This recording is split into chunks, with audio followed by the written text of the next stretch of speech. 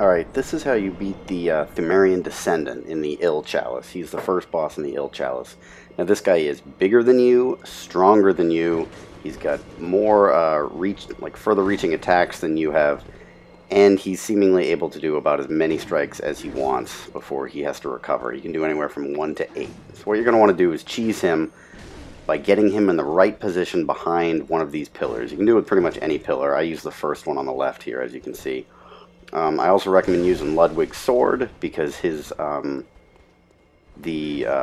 charge attack is quite long range, and also recommend using the Phantasm Shell to put arcane damage because this guy is weak to arcane damage.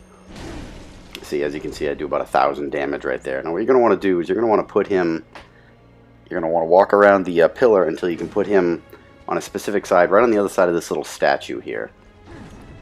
And you're going to want to get him on one side of the statue. Make sure your arcane damage is still on your sword. Now you can get him as he's walking around a corner, but it's dangerous because he can dodge that and strike you. So you're going to want to try to put him right there. Oh, see, don't stay out in the open because he will hit you. Now you can wait until he's walking around a corner like this and hit him. It's a little riskier. It's better to put him right behind the statue here. Now if you stand far enough back, he can't hit you. See, that's a dangerous thing to do. I wouldn't try that again. And you're going to want to wind up and do that charge attack, and then immediately back up. He's going to throw a flurry of attacks. You continue to do charge attacks. Sometimes he will hit you when you do those. Just back up and quickly heal, because he has that that thing that he throws that can go directly through the pillar, and sometimes he can throw it and you might not even see him when he throws it. So stand on the other side of the pillar, do a charge attack, immediately back up.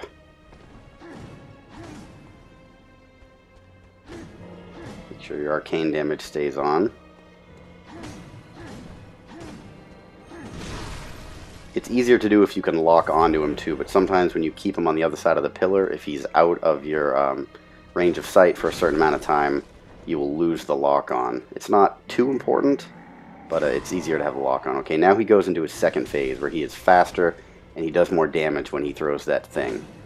It's all the more important that you wind up and hit him in the correct spot here by putting him behind that statue. Now if you do this right, you can keep him there almost the entire fight. Wind up, do the charge attack, back up. He's going to try to do some slicing through that statue. If you stand far enough back, he cannot hit you.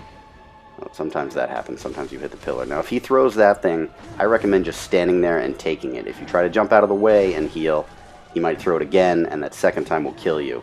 So if you have enough health, just stand there, take it, use this time to heal because you'll lunge forward,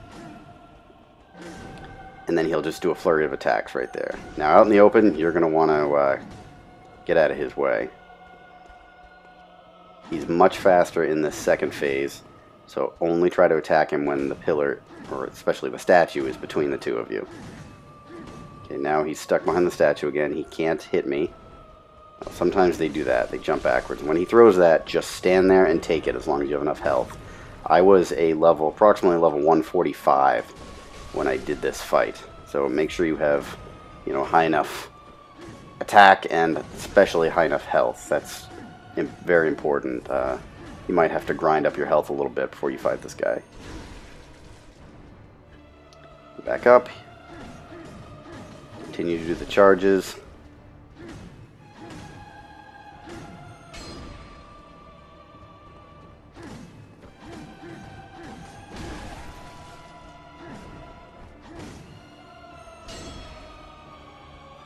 If he jumps back like that, usually he'll throw his the sickle.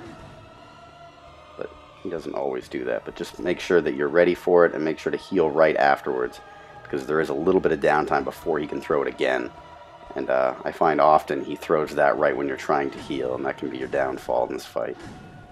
But you're not going to want to face this guy on open ground. He is very fast, and he has a huge flurry of attacks. See, there we go. Now heal immediately. Just back up. Do the charge attack again. Let's see, he hit me that time. And boom, that's the end of the Pthumerian Descendant.